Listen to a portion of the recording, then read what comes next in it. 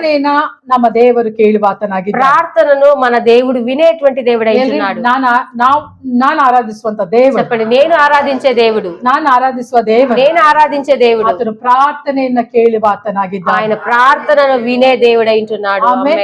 అంటే ప్రార్థನೆಯಲ್ಲಿ అయితే ప్రార్థనలో ನಾವು ಒಳ್ಳೆ ಎಕ್ಸ್ಪೀರಿಯನ್ಸ್ ಅನ್ನ ಒಳಗೊಂಡಿರಬೇಕು. మనం మంచి ఎక్స్పీరియన్స్ కలిగి ఉండాలి. ಅಂದ್ರೆ ನಾವು ಪ್ರಾರ್ಥನೆ ಮಾಡುವಾಗ అయితే మనం ప్రార్థన చేస్తూ ఉన్నప్పుడు ಎಲ್ಲ ಪ್ರಾರ್ಥನೆ ಮಾಡ್ತೀರಾ ಅಂತ ನಾನು ನಂಬ್ತೀನಿ. మీరందరూ కూడా ప్రార్థిస్తున్నారు అని నమ్ముతున్నాను. ಆದ್ರೆ అయితే ಪ್ರಾರ್ಥನೆ ಮಾಡುವಾಗ ప్రార్థన చేసేటప్పుడు ನೀವು ಒಂದನ್ನ ನೆನಪು ಮಾಡ್ಕೊಳ್ಳಿ. మీరు ఒకటి మీరు జ్ఞాపకం చేసుకోవాలి. ಏನನ್ನ ನೆನಪು ಮಾಡ್ಕೊಳ್ಬೇಕು? ఏమని జ్ఞాపకం చేసుకోవాలి? ನನ್ನ ದೇವರು, నా దేవుడు ನನ್ನ ಪ್ರಾರ್ಥನೆಯನ್ನ నా ప్రార్థనను ಕೇಳುವಾತನಾಗಿ ఆయన వినే దేవుడై ఉంటున్నాడు. ಆಮೆನ್. ಹೇಳ್ರಿ ಒಂದ್ಸಾರಿ, చెప్పండి ఒకసారి, నా దేవుడు. ಚೆನ್ನಾಗಿ ಹೇಳ್ರಿ, ನನ್ನ ದೇವರು, నా దేవుడు, ನನ್ನ ದೇವರು, నా దేవుడు ನನ್ನ ಪ್ರಾರ್ಥನೆಯನ್ನ నా ప్రార్థనను ಕೇಳುವಾತನಾಗಿ వినే దేవుడై ఉంటున్నాడు. ನಿಮ್ ದೇವರು మీ దేవుడు ಪ್ರಾರ್ಥನೆಯನ್ನ ಕೇಳುವಾತನಾಗಿದ್ದಾನೆ. మీ ప్రార్థనను వింటాడు.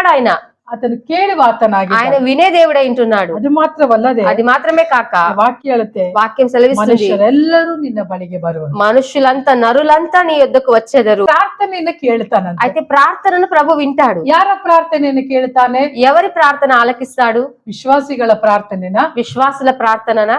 ಅಭಿಷೇಕಿಸಲ್ಪಟ್ಟವರು ಮಾಡುವ ಪ್ರಾರ್ಥನೆನ, అంటే అభిషేకించబడిన వాళ్ళు చేసిన ప్రార్థన మటుకే వింటాడా? ಇಲ್ಲ, లేదా ಎಲ್ಲರ ಪ್ರಾರ್ಥನೆನ అందరి ప్రార్థన ఆయన వింటాడా?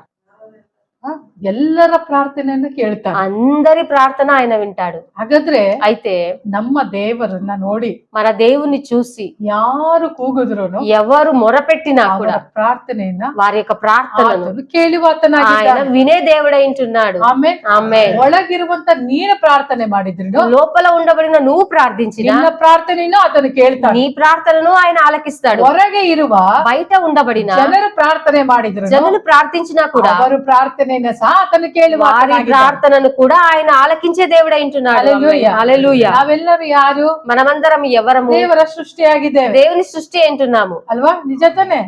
ನಾವು మనము ದೇವರನ್ನ ಏನಂತ ಕರಿತೇವೆ? దేవుని ఏమని పిలుస్తాము? ಏನಂತ ಕರಿತೇವೆ? ಅಪ್ಪ ಎಂಬುದಾಗಿ ಕರಿತೇವೆ. అబ్బా అని పిలుస్తాము. ಅದನ್ನು ಗೊತ್ತಿಲ್ಲ ನಿಮಗೆ. ದೇವರನ್ನ ನಾವೇನಂತ ಕರಿತೇವೆ? దేవుని మనం ఏమని పిలుస్తాము? ಯೆಹೋವಾ ದೇವರೇ ಅಂತ ಹೋಗ್ತೀರಾ? ಯೇಸುವೆ ಆ ತರ ಹೋಗ್ತೀರಾ? ಫಸ್ಟ್ ಅಪ್ಪ ಅಂತ ತಾನೇ ಹೋಗೋದು, ಅಲ್ವಾ? ಹಾಗಾದ್ರೆ ದೇವರು ನಮಗೆ ತಂದೆ ಆಗಿದ್ದಾರೆ. అంటే దేవుడు మనకు తండ్రి అయి ఉంటున్నాడు. ತಂದೆ ಅಂತ ಹೇಳಿದ ಮೇಲೆ, తండ్రి అని చెప్పిన తర్వాత ಆತ ನಮಗ್ ಮಾತ್ರ ತಂದೆ ಅಲ್ಲ, ఆయన మనకు మటుకే తండ్రి కాదు, ಆತನು ಇಡೀ ಲೋಕಕ್ಕೂ ತಂದೆ ಆಗಿದ್ದಾನೆ. ఆయన లోకమంతటికి కూడా ఆయన తండ్రి అయి ఉంటున్నాడు. హల్లెలూయా. హల్లెలూయా. ಎಲ್ಲರಿಗೂ ತಂದೆ ಆತನು. అందరికీ తండ్రి ఆయన. ಆತನ ಬಳಿಗೆ ಬರುವಾಗ ఆయన యొద్దకు వచ్చినప్పుడు ಯಾರು ಪ್ರಾರ್ಥನೆ ಮಾಡಿದ್ರು ఎవరు ప్రార్థించినా ಪ್ರಾರ್ಥನೆಯನ್ನ ಆತನು ಕೇಳುವಾತನಾಗಿದ್ದಾನೆ. ప్రార్థనను ఆయన ఆలకించే దేవుడు అయి ఉంటున్నాడు. ಆಮೆನ್. ఆమేన్. ನಾನು ಈ ಒಂದು ಸಂದೇಶವನ್ನು ರೆಡಿ ಮಾಡ್ಲಿಕ್ಕೆ నేను ఈ ఒక సందేశాన్ని రెడీ ಒಂದು చేయడానికి ಹಿಂದೂ ಸಹೋದರಿಯ ಮುಖಾಂತರವಾಗಿ ನನಗೆ ಈ ಸಂದೇಶ ಹೊರಗೆ ಬಂತು. ఒక హిందూ సహోదరి ద్వారా ఈ సందేశం బయటికి వచ్చింది.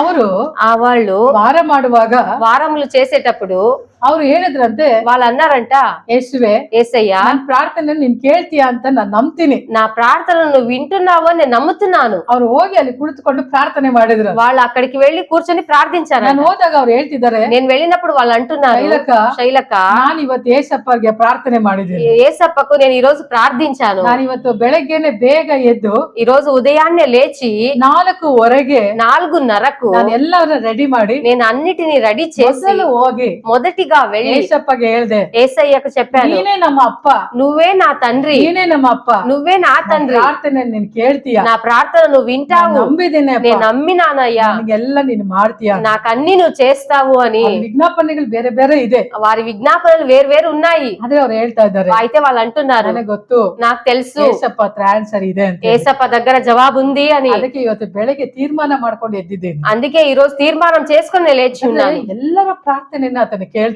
అయితే అందరి ప్రార్థన ఆయన వింటాడు. ನಂಬಿಕೆಯನ್ನ ನೋಡಿ వారి యొక్క నమ్మకాన్ని ಮನಸ್ಸಲ್ಲಿ ಪ್ರಾರ್ಥನೆ ಮಾಡ್ಕೊಂಡೆ. నేను మనసులో నేను ప్రార్థించుకున్నాను, ನಂಬಿ ನಿನ್ನ ಹೆಸರನ್ನ ಕರೆದಿದ್ದಾರೆ దేవా, వాళ్ళు నమ్మి నీ పేరును పిలిచి ఉన్నారయ్యా, ಜೀವಿತದಲ್ಲಿ ನೀನು ಅದ್ಭುತವನ್ನ ಮಾಡಿ వారి జీవితంలో అద్భుతం జరిగించు దేవా. ಹೊರಗೆ ಇರುವವರ ಪ್ರಾರ್ಥನೆಯನ್ನ ಕೇಳ್ತಾರೆ. ఈ రోజు బయట ఉండబడిన వాళ్ళ ప్రార్థన కూడా ప్రభు వింటారు. ಪ್ರಾರ್ಥನೆಯನ್ನ ಆತನು లోపల ఉండబడిన వాళ్ళ ప్రార్థన కూడా ఆయన వింటాడు. ಪ್ರಾರ್ಥಿಸುವಾಗ ಒಂದು ನೀವು ತಿಳ್ಕೊಳ್ಬೇಕು, ప్రార్థించేటప్పుడు ఒక్కటి మీరు తెలుసుకోవాలి, ಉಪವಾಸ ಮಾಡಿಲ್ಲಲ್ಲ, నేను ఉపవాసం చేయలేదే, ಇಲ್ಲ ನನಗೆ 1 ಗಂಟೆ ಪ್ರಾರ್ಥನೆ ಪ್ರಾರ್ಥನೆ ಮಾಡ್ಲಿಲ್ಲ, లేదు 1 గంట సేపు అయినా నేను ప్రార్థించలేదు, ಪ್ರಾರ್ಥನೆ ಮಾಡ್ಲಿಲ್ಲ. 2 గంటల సేపు నేను ప్రార్థించలేదు. ಆ ರೀತಿಯಾದಂತ ಆಲೋಚನೆಗಳನ್ನ ಬಿಟ್ಟುಬಿಡ್ರಿ. ఆ విధమైన ఆలోచనలన్నీ విడిచిపెట్టండి. ಮೊದಲು ಬಂದ ಕೂಡಲೇ మొదటిగా వచ్చిన వెంటనే ಕೆಲಸಕ್ಕೆ ಹೋಗಿರ್ತೀರಾ, పనులకు వెళ్ళి ఉంటారా, ಮನೆಯಲ್ಲೇ ಇರ್ತೀರಾ, లేదా ఇంట్లోనే ఉంటారా, ಹೆಚ್ಚು ಪ್ರಾರ್ಥನೆ ಮಾಡ್ಲಿಕ್ಕೆ ಆಗ್ಲಿಲ್ವಾ, గంటల సేపు మీరు ప్రార్థించడానికి వీలు కాదా, 5 నిಮಿಷ ಆಗಿರ್ಬೋದು, 5 నిమిషాలే అయ్యుండొచ్చు. ನೀನು ಹೋಗಿ నువ్వు వెళ్ళి ಕುಳಿತುಕೊಂಡು కూర్చొని ದೇವ್ರೆ దేవా ನೀನ್ ನನ್ನ ಪ್ರಾರ್ಥನೆಯನ್ನು ಕೇಳ್ತೀಯ ಅಂತ ನಂಬಿ ಬಂದಿದ್ದೇನೆ, నా ప్రార్థనను వింటావు అని నమ్మి నేను వచ్చి ఉన్నానయ్యా. ಅಷ್ಟು ಹೇಳ್ರಿ ನೋಡ್ರಿ.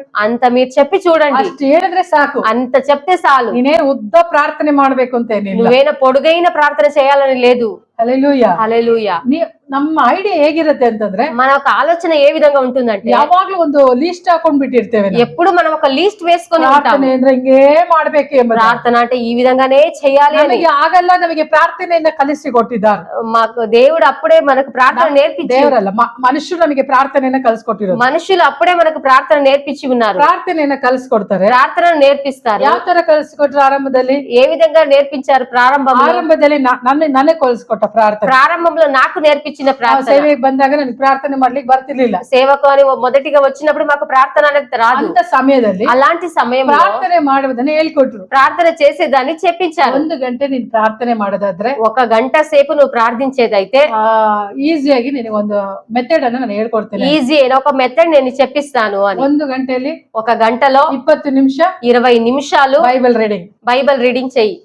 ವಾಕ್ಯನ ಓದೋದು 20 ನಿಮಿಷ, వాక్యం చదివేది 20 నిమిషాలు, ಇನ್ನೊಂದು 20 ನಿಮಿಷ ಬಂದು ఇంకొక 20 నిమిషాలు వచ్చేసి ಸ್ತೋತ್ರ ಬುಕ್ ತಗೊಂಡು ಸ್ತೋತ್ರ ಮಾಡೋದು, స్తోత్రం బుక్స్ తీసుకొని స్తోత్రములు చేసేది. ಇನ್ನೊಂದು 20 ನಿಮಿಷ ಬಂದು ఇంకొక 20 నిమిషాలు వచ్చేసి ಪ್ರಾರ್ಥನೆ ವಿಜ್ಞಾಪನೆಗಳನ್ನ ಮಾಡುವುದು, ప్రార్థనలు విజ్ఞాపనలు చెల్లించడం. ಇದೆಲ್ಲ ಏನ್ ಮಾಡಿದ್ರು ಅಂತಂದ್ರೆ, ఇవన్నీ ఏం చెప్పారంటే ನಮಗೆ ಹೇಳ್ಕೊಡ್ಬೇಡ್ರಿ, మాకు చెప్పించారు. ಅದೇ ಪ್ರಕಾರವಾಗಿ ಮಾಡಿದ್ವಿ. అదే విధంగానే మేము చేస్తూ వచ్చాము. ಅಂದ್ರೆ ಆ ಪ್ರಾರ್ಥನೆ ಮಾಡುವಾಗ అయితే ఆ ప్రార్థన ನಮಗೆ చేసేటప్పుడు ಅಷ್ಟು ಪವರ್ಫುಲ್ ಆಗಿ ನಮ್ಗೆ ಅನಿಸ್ಲಿಲ್ಲ. అంత పవర్ఫుల్ గా మాకు అనిపించేది కాదు. ಯಾವ ರೀತಿ ಇತ್ತು ಅಂತಂದ್ರೆ, ఏ విధంగా ఉండేది అని ಅದೊಂಥರ అంటే ಗಿಳಿ ಪಾಠ ತರ.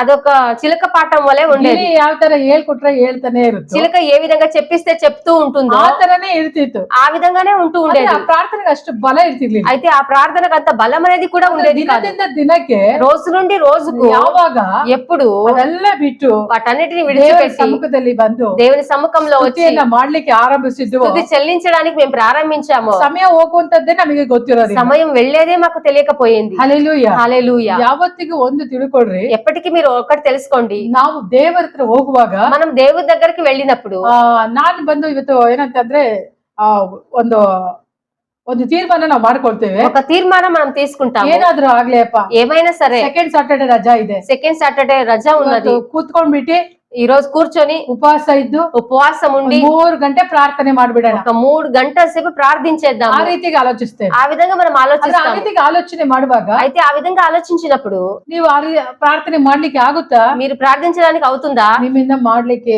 ಆಗೋದಿಲ್ಲ. మీ వల్ల ప్రార్థించడానికే వీలు కాదు. ಇನ್ನು ಕೆಲವರು ಇದ್ದೀರಾ, ఇంకా కొంతమంది ఉన్నారు, ಭಾನುವಾರ ಬಂದಾಗ ఆదివారం వచ్చినప్పుడు ಒಂದು ತೀರ್ಮಾನ ಮಾಡ್ಕೊಳ್ತೀರಾ, ఒక తీర్మానం ನಾನು తీసుకుంటారు, ಪ್ರಾರ್ಥನೆ ಮಾಡ್ಬೇಕು. నేను ప్రార్థించాలి అని. ಅದಾದ ಮೇಲೆ అదైన తరువాత ಭಾನುವಾರ ಆದ ಮೇಲೆ ఆదివారం అయిన తర్వాత ಸೋಮವಾರ ಮಾಡ್ತೀರಾ, సోమవారం చేస్తారు, ಮಂಗಳವಾರ ಆದ ಮೇಲೆ మంగళవారం అయిన తర్వాత ಪ್ರಾರ್ಥನೆ ಏನಾಗುತ್ತೆ? ప్రార్థన అనేది ಮಾಡ್ಲಿಕ್ಕೆ ಆಗೋದೇ ಇಲ್ಲ. చేయడానికే వీలు కాదు. ಪ್ರಾರ್ಥನೆ ಮಾಡ್ಬೇಕೆಂಬಂತ ದಾಹ ಒಳಗೆ ಇದೆ. ప్రార్థన చెయ్యాలి అనే దాహం లోపల ఉంది. ಪ್ರೇಯರ್ ಮಾಡ್ಬೇಕು, ప్రార్థించాలి, ಏನಾದ್ರೂ ಆಗ್ಲಿ ఏమైనా సరే ಪ್ರೇಯರ್ ಮಾಡ್ಬೇಕು, ప్రార్థించాలి, ಮಾಡ್ಲೇಬೇಕು చేయాల్సిన్నదే ಅಂತ ತೀರ್ಮಾನ ಮಾಡ್ತೀರಾ, అని తీర్మానం తీసుకుంటారు. ಆದ್ರೆ ಮಾಡ್ಲಿಕ್ಕೆ ಆಗ್ತಾ ಇಲ್ಲ. అయితే చేయడానికి వీలు కావడం లేదు. ಹಲ್ಲೆಲೂಯಾ. హల్లెలూయా. ಒಂದು ತಿಳ್ಕೊಳ್ಬೇಕು, ఒకటి తెలుసుకోవాలి, ಕ್ರಿಶ್ಚಿಯಾನಿಟಿ ಅಂತಂದ್ರೆ క్రిస్టియానిటీ అని అంటే 1 ಗಂಟೆ ಪ್ರಾರ್ಥನೆ ಮಾಡ್ಬೇಕು, 1 గంట సేపు ప్రార్థించాలి, ಇಲ್ಲ ಹಿಂಗೆ ಪ್ರಾರ್ಥನೆ లేదా ಮಾಡ್ಬೇಕು, ఈ విధంగానే ప్రార్థించాలి. ಆ ರೀತಿಯಾಗಿ ಅಲ್ಲ. ఆ విధంగా కాదు.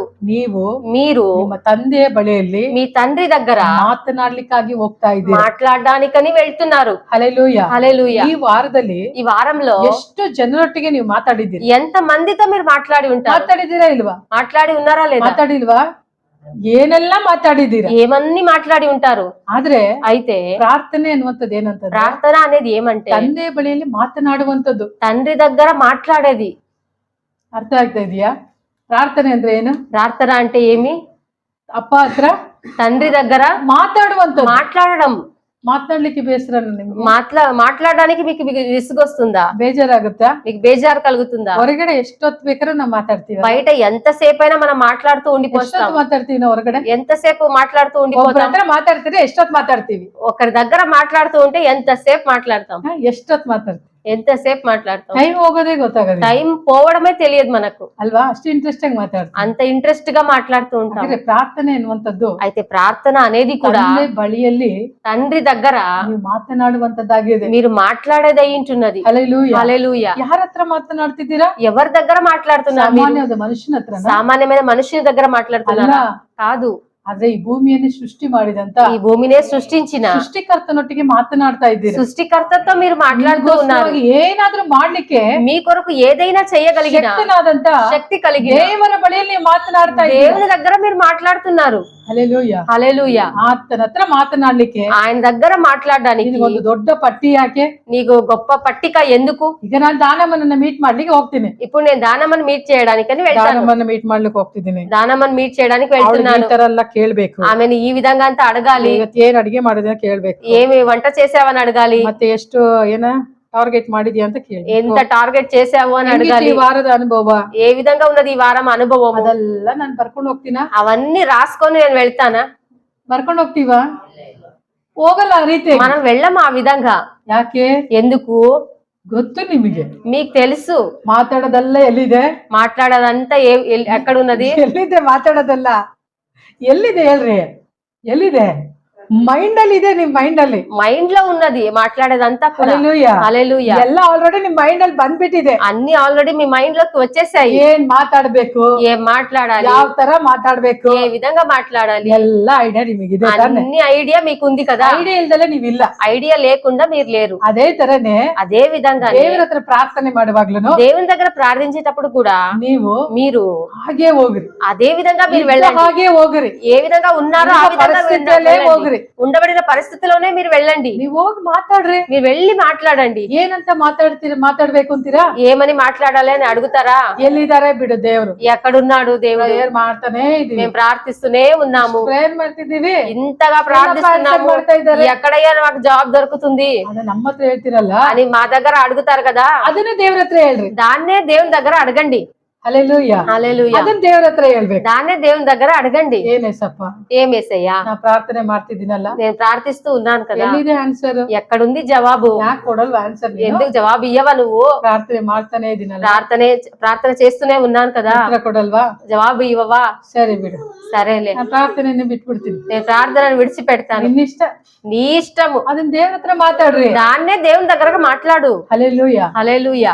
ಅವಾಗ ಏನಾಗುತ್ತೆ ಅಂದ್ರೆ, అప్పుడు ఏమవుతుంది అంటే, ದೇವರಾದ್ರೆ ಮನೆ ಮರಗಿ, దేవుడైనా మనసుతో కరిగి ನಿನ್ ಜೀವಿತದಲ್ಲಿ ಏನಾದ್ರೂ ಅದ್ಭುತವನ್ನು ಮಾಡ್ತಾರೆ. నీ జీవితంలో ఏదైనా అద్భుతం జరిగిస్తారు. ಅದು ನಮ್ಮ ಹತ್ರ ಹೇಳಿದ್ರೆ అది మా దగ్గర వచ్చి చెప్తే ಏನು ಮಾಡ್ಲಿಕ್ಕೆ ಸಾಧ್ಯವಿಲ್ಲ. మనం ఏమీ చేయడానికి సాధ్యం కాదు. ಹಲ್ಲೆಲೂಯಾ. హల్లెలూయా. ದೇವರು ಎಲ್ಲವನ್ನ ಆತನು ಸೃಷ್ಟಿ ಮಾಡಿದ್ದಾನೆ. దేవుడు అన్నిటినీ ఆయన సృష్టి చేసి ఉన్నారు. ಆದ್ರೆ ನಾವು ದೇವರ ಬಳಿ ಹೋಗ್ಬೇಕಷ್ಟೇ. అయితే దేవుని దగ్గరికి మనం వెళ్ళాలంటే, ಆತನ ಹತ್ರ ಹೋಗುವಾಗ ఆయన దగ్గరికి వెళ్ళినప్పుడు ಆತನು ఆయన ನಮ್ಮ ಎಲ್ಲ ಅಗತ್ಯತೆಗಳನ್ನ ಸಂಧಿಸುವ మన ಆತನಾಗಿದ್ದಾನೆ. అవసరతలన్నిటిని కూడా సంధించే దేవుడు ಆದಾಮ అయి ఉన్నాడు. ಅವಳನ್ನ ಸೃಷ್ಟಿಸುವಾಗ ఆదాము అవ్వను సృష్టించేటప్పుడు ಕರ್ತನು ప్రభు ಅವರನ್ನ ಹೇಗೆ ಇಟ್ಟ? వారిని ఏ విధంగా ఉంచారు? ಆದಾಮ ಅವಳನ್ನ ಸೃಷ್ಟಿ ಮಾಡಿದ. ఆదాము అవ్వను సృష్టించాడు ప్రభు. ಸೃಷ್ಟಿ ಮಾಡಿದ ಆದಾಮ ಅವ್ವ సృష్టించిన ఆదాము అవ్వ ದೇವರ ಹತ್ರ ಹೋಗಿ దేవుని దగ్గరికి వెళ్ళి ಪ್ರಾರ್ಥನೆ ಮಾಡಿದ್ರ? ప్రార్థించారా వాళ్ళు? ಅವರ ಅಗತ್ಯತೆಗಳಿಗೋಸ್ಕರ ಪ್ರಾರ್ಥನೆ ಮಾಡಿದ್ರ? వారి అవసరతల కొరకు దేవుని దగ్గర వాళ్ళు ప్రార్థిస్తూ ఉన్నారా? ಹೇಳ್ರಿ. ಆದಾಮ ಅವ್ವಗೆ ಏನ್ ಬೇಕಾಗಿದೆಯೋ ఆదాము అవ్వకు ఏం కావలసి ఉన్నదో ಅದಕ್ಕೋಸ್ಕರವಾಗಿ దాని కొరకు ಆದಾಮ ಅವ್ವ ఆదాము అవ్వ ದೇವರ ಬಳಿ ಹೋಗಿ దేవుని దగ్గరికి వెళ్ళి ಪ್ರಾರ್ಥನೆ ಮಾಡಿದ್ರ? ప్రార్థించారా? వాళ్ళు ಪ್ರಾರ್ಥನೆ ಮಾಡಿದ್ರ? వాళ్ళు ప్రార్థించారా? ಯಾಕೆ ಪ್ರಾರ್ಥನೆ ಮಾಡ್ಲಿಲ್ಲ? ఎందుకు వాళ్ళు ప్రార్థించలేదు? ಯಾಕೆ ಅಂದ್ರೆ ఎందుకు అనంటే, ಆದಾಮ ಅವ್ವ ఆదాము అవ్వ ಸೃಷ್ಟಿ ಮಾಡಲ್ಪಟ್ಟ ಮುಂಚಿತವಾಗಿ సృష్టి చేయబడక మునుపే ದೇವರು ಏನ್ ಮಾಡಿದ್ದಾನೆ? దేవుడు ఏం చేశారు? ಸಕಲವನ್ನ ಮಾಡಿದ್ದಾನೆ. అన్నిటినీ సృష్టించాడు. ಅವ್ರಿಗೆ ಏನ್ ಬೇಕಾಗಿದೆ వారికి ఏం కావాల్సి ఉన్నదో ಎಲ್ಲವನ್ನ ಮಾಡ್ಮೇಲೆನೆ అన్నిటినీ చేసిన తర్వాతనే ಅವಳನ್ನ ಸೃಷ್ಟಿ ಮಾಡಿದ. ఆదాము అవ్వను కూడా సృష్టించాడు ప్రభు. ಹಾಗೆಯೇ అదే విధంగానే ಕ್ರಿಸ್ತನಲ್ಲಿ ಬರುವಾಗ క్రీస్తులోనికి వచ్చినప్పుడు ಯೇಸು ಸ್ವಾಮಿ యేసయ్య, ನೀ ಹುಟ್ಟಿದ ಮೇಲೆ ಶಿಲುಬೆಗೆ ಹಾಕಲ್ಪಟ್ನ, మీరు పుట్టిన తరువాత ఆయన సిలువకు వేయబడి ఉన్నారా? ಇಲ್ಲ లేదా ನೀನು ಹುಟ್ಟುವುದಕ್ಕಿಂತ ಮುಂಚೆ ಶಿಲುಬೆಗೆ ಹಾಕಲ್ಪಟ್ಟಿದ್ದಾನ? నువ్వు పుట్టడానికి ముందుగానే సిలువకు ఆయన వేయబడి ఉన్నారా? ಈಗ ಆನ್ಸರ್ ನೋಡೋಣ. ಹ? ಇನ್ನು ಫ್ಲಾಶ್ ಆಗಿಲ್ಲ, ಇನ್ನು ಟ್ಯೂಬ್ಲೈಟ್ ಉರ್ದಿಲ್ಲ ಅವ್ರಿಗೆ. ಯೇಸು ಸ್ವಾಮಿ యేసయ్య ಇನ್ನು ಚೆನ್ನಾಗಿ ಅರ್ಥ ಮಾಡ್ಕೊಳ್ಳಿ. ಯೇಸು ಸ್ವಾಮಿ యేసయ్య ಶಿಲುಬೆಗೆ ಯಾವಾಗ ಹಾಕಲ್ಪಟ್ಟ? సిలువకు ఎప్పుడు వేయబడి ఉన్నారు? ನೀನು ಹುಟ್ಟುವುದಕ್ಕಿಂತ ಮುಂಚಿತವಾಗಿಯಾ? నువ్వు పుట్టడానికి ముందుగానే సిలువ వేయబడి ఉన్నారా? ಇಲ್ಲ లేదా ನೀನು ಹುಟ್ಟಿದ ನಂತರನ? నువ్వు పుట్టిన తర్వాత సిలువకు వేయబడినారా?